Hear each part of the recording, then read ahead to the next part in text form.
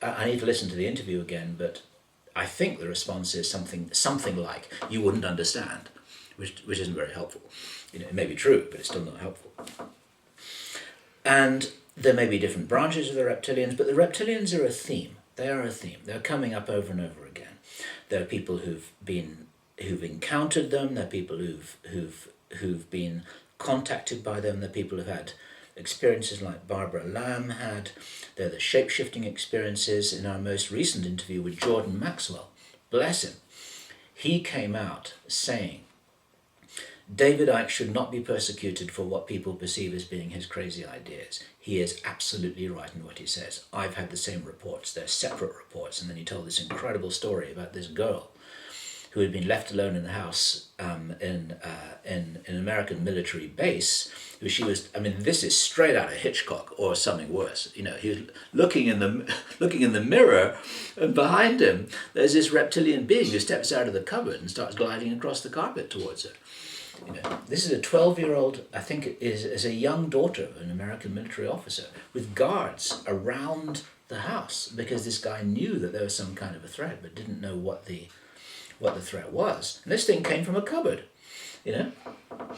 left big scratch marks on the door, straight out of a bad movie, and then disappeared. And this girl was completely freaked out. And David got this story from the girl, who is now a woman, telling us this happened on an American military base. These things happen all the time. They can't control it. Just stepping into a dimensional portal, they can control where they appear. This is why they appear in cupboards and funny places like this. Otherwise, they pop in the middle of a cocktail party. That doesn't work. So, we're in the middle of the street or in the middle of a shopping mall. No, they always appear in cupboards and things, or little corners or basements, or they can control where they appear when they do appear. And the rest of the time, they're here manipulating one of the chess pieces on this chessboard, which is a prominent figure whose role it is to influence other people. So it's a perfect strategy. This is why some of them are politicians. This is why some of them are industrialists. They're probably in the media, and they're probably in UFO research. If I was a reptilian with an agenda like that, that's exactly the pieces that I would occupy. It makes perfect sense, and it makes for a great movie. Yeah, doesn't it? Okay. So tell me, are they actually eating the children? Some people say so. In Bill Deagle's 2006 Granada Forum lecture, there's a part where he says, I could tell you what they do, but I'm not going to because I'd fall apart, he says. Bill Deagle's a good man. He couldn't talk about what he knew. He was in the middle of a presentation.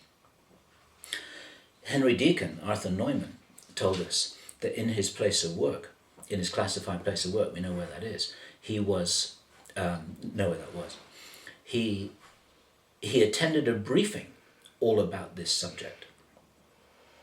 And he walked out of the briefing because he couldn't stomach it.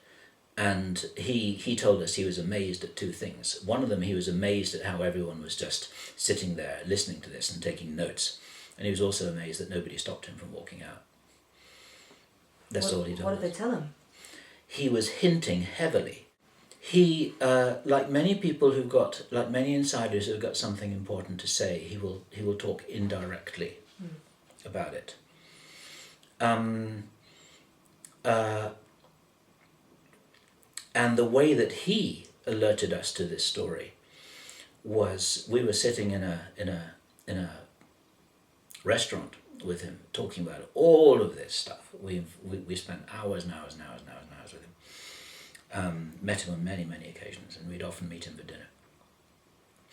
And he was making a reference to a short story, a short science fiction story, which I read many years ago.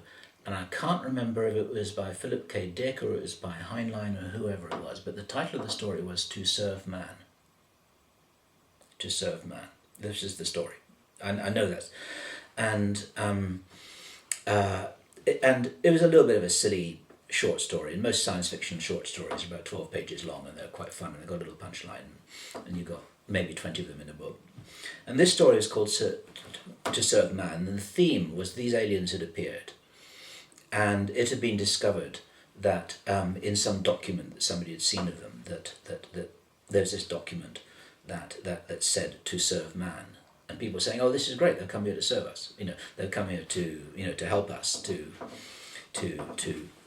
assist us, and it actually turned out that what it really meant, they were going to serve us up on a plate. It's a very bad play on words.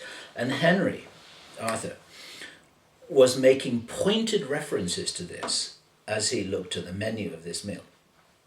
And I didn't get it, and Kerry didn't get it. We didn't really get what he was talking about.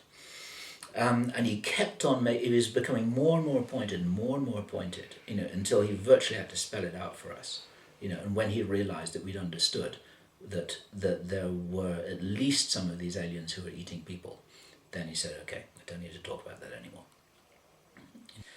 And this seems to be, it seems to be a theme. And one of the problems in this whole research area is that, and it's also the problem with the president of any country going out towards the press and saying, oh yeah, Roswell was real. It's like after half an hour or 2 hours or 2 days or 2 weeks, someone then starts asking the question, well, we've heard about this, is this true? You see, and it goes to unsavory places. It goes to places that you don't want to go. Our research takes us to these places. Our research takes us to what the Illuminati are doing, to what's happening in the Vatican, to what the reptilians are doing, to extremely nasty places where I don't want to go to those places. It doesn't feel like fun anymore, really, when you're looking at all this stuff. You think, oh God, I don't want to, deal with this stuff. It's not nice. But if one is going to be a really, really honest researcher, you've got to follow the data trail. And this is what David Icke does. This is what Bill Deagle does. It's not what everybody does. Some people say, I'm not going to go there. I'm only going to talk about, nice aliens. Or I'm only going to talk about earth changes. I'm not going to talk about aliens at all. Or I'm only going to talk about what the politicians are doing or what the economy is doing. But if you look at it from a high enough place, you see that all of these things are interconnected. Even the nasty stuff. And this is where, again, when you go back to David's opening statement and Ruth's opening statement, that if you hold that line, that we are infinitely capable, infinitely wonderful, infinitely beautiful spiritual beings, and all else is illusion, drama, and play, Maya, then you can handle it. Because it's like, okay, it doesn't feel very nice, but it's just one of those things in a dream that just feels a bit, and then you move on. It's the only really way to handle it. How you communicate about it to people who don't have that viewpoint, I don't know.